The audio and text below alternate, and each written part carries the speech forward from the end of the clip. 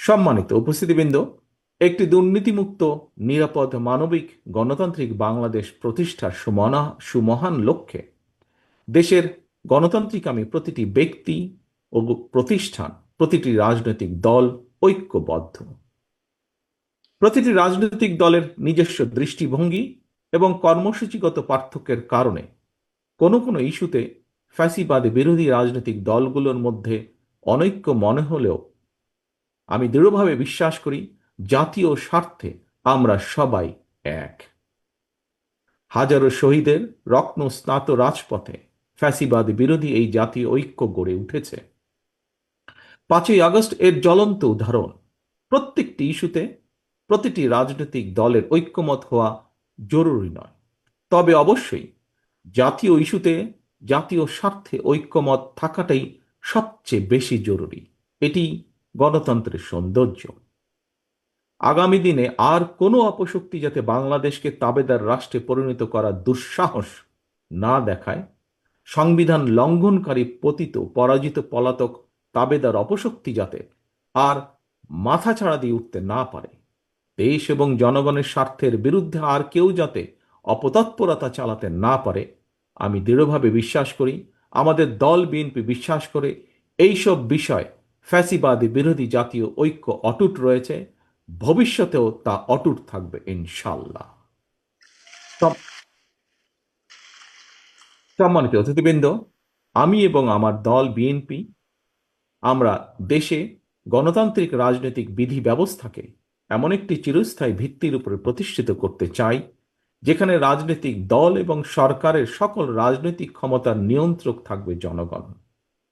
জনগণই তাদের রাজনৈতিক ক্ষমতা প্রয়োগ করে স্থানীয় সরকার থেকে কেন্দ্রীয় সরকার প্রতিটি পর্যায়ের প্রতিনিধি নির্বাচন করবে। জনগণের নির্বাচিত সরকার জনপ্রত্যাশা পূরণে ব্যর্থ হলে নির্ধারিত মেয়াদের পর সেই সরকার পরিবর্তনের ক্ষমতাও জনগণের হাতে থাকবে। জনগণের রাজনৈতিক ক্ষমতায়ন নিশ্চিত করে এভাবে জনপ্রতিনিধিদেরকে জনগণের মুখাপেক্ষী করে দেওয়া গেলে রাষ্ট্র এবং রাজনীতিতে দুর্নীতি এবং দুর্বার্তনের প্রবণতা কমে আসবে বলে আমি দৃঢ়ভাবে বিশ্বাস করি।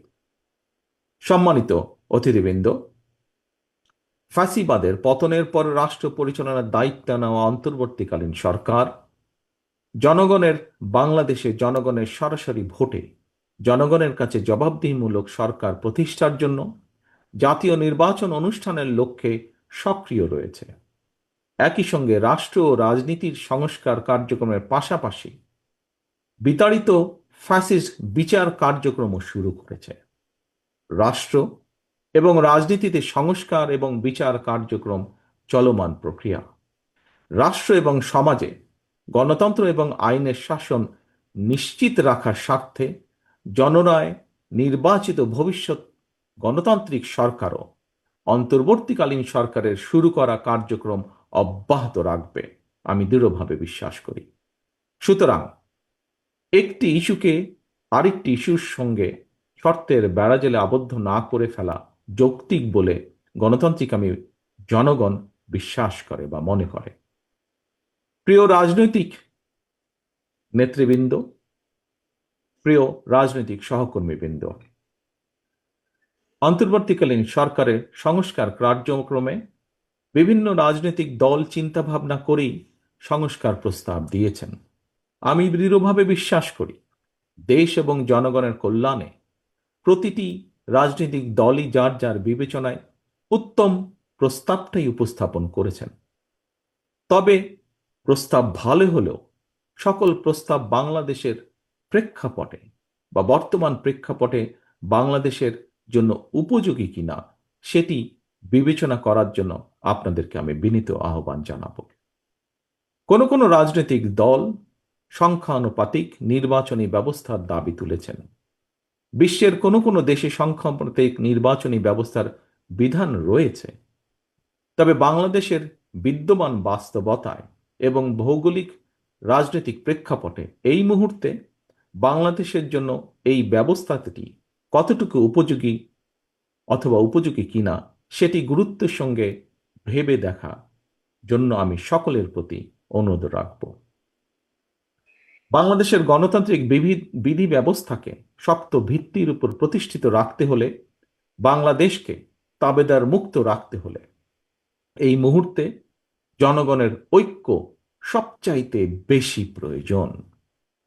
কিন্তু সংখ্যানুপাতিক নির্বাচনী ব্যবস্থা দেশে ঐক্যের পরিবর্তে বিভক্তিমূলক সমাজ এবং অস্থিতিশীল সরকার সৃষ্টির কারণ হয়ে উঠতে পারে কি না, এই বিষয়গুলো গুরুত্ব সহকারে আরও একবার ভেবে দেখার জন্য আমি সকল রাজনৈতিক নেতৃবৃন্দকে বিনীত আহ্বান এবং অনুরোধ করব।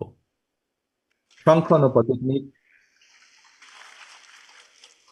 সংখ্যানুপাতিক নির্বাচনী ব্যবস্থার আড়ালে পুনরায় দেশের রাজনীতিতে নিজেদের অজান্তেই পতিত পরাজিত পলাতক ফ্যাসিস্ট অপশক্তির পুনর্বাসনের পথ সুগম করে দেওয়া হচ্ছে কিনা, এই বিষয়টিও আমাদের প্রত্যেকের অত্যন্ত সিরিয়াসলি ভাবা দরকার। আমি মনে করি নিত্য নতুন ইস্যু যদি আমরা সামনে নিয়ে আসতে থাকি, এর সুযোগে ষড়যন্ত্রকারীরা আবারও মাথা চাড়া দেওয়ার সুযোগ পাবে। গণতান্ত্রিক রাজনৈতিক দলের প্রিয় সহকর্মীবৃন্দ, অন্তর্বর্তীকালীন সরকারের পক্ষে জনগণের প্রতিদিনের সমস্যা সমাধান লাঘব করা সম্ভব নয়। জনগণের সমস্যা সম্ভাবনার কথা তাদের কাছে পৌঁছানোরও তেমন কোনো মাধ্যম নেই রাজনৈতিক দলগুলোর যেমন থাকে। সুতরাং সংস্কারের ইস্যু নিয়ে আমরা যদি অন্তর্বর্তীকালীন সরকারকে ব্যস্ত রাখি, তাহলে হয়তো বা সেটি জনগণকে তাদের রাজনৈতিক এবং অর্থনৈতিক অধিকার থেকে বঞ্চিত রাখতে পারে। যেসব বীর সন্তানেরা বাংলাদেশের জন্য অকাতরে জীবন বিলিয়ে দিয়েছেন, যেসব মানুষগুলো চোখ হারিয়ে চিরতরে অন্ধ হয়ে গিয়েছেন, হাত পা অঙ্গ প্রত্যঙ্গ হারিয়ে পঙ্গুত্ব বরণ করেছেন, মাসের পর মাস বাধ্য হয়ে হাসপাতালে চিকিৎসাধীন রয়েছেন, তাদের এই আত্মত্যাগকে বিবেচনায় নিয়ে আমি বিএনপি সহ বাংলাদেশের প্রতিটি গণতান্ত্রিক রাজনৈতিক দলের নেতা কর্মী এবং সমর্থক শুভাকাঙ্ক্ষীদের দৃষ্টি আকর্ষণ করে একটি আহ্বান জানিয়ে বলতে চাই, আসুন আমরা যিনি যার ইচ্ছা মতন শর্তের তালিকা না বাড়িয়ে শহীদদের চেতনায় বাংলাদেশকে উপলব্ধি করি। চোখ হারানো যোদ্ধার অন্তর্দৃষ্টি দিয়ে বাংলাদেশকে দেখার চেষ্টা করি। চিকিৎসাধীন এবং আহতদের আর্তনাদের সঙ্গে একত্রিত হয়ে শহীদদের আকাঙ্ক্ষার আলোয় বাংলাদেশকে আমরা গড়ে তুলি।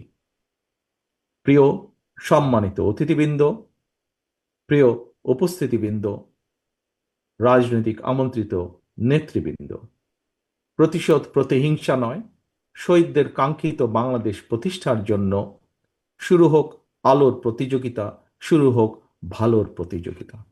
ফ্যাসিবাদদের অন্ধকার থেকে মুক্ত হয়ে গণতন্ত্রের আলোয় ফিরুক বাংলাদেশ। আমি আবারও আল্লাহর দরবারে সকল শহীদদের আত্মার মাগফিরাত কামনা করছি। চিকিৎসাধীন এবং আহতদের দ্রুত আরোগ্য কামনা করছি।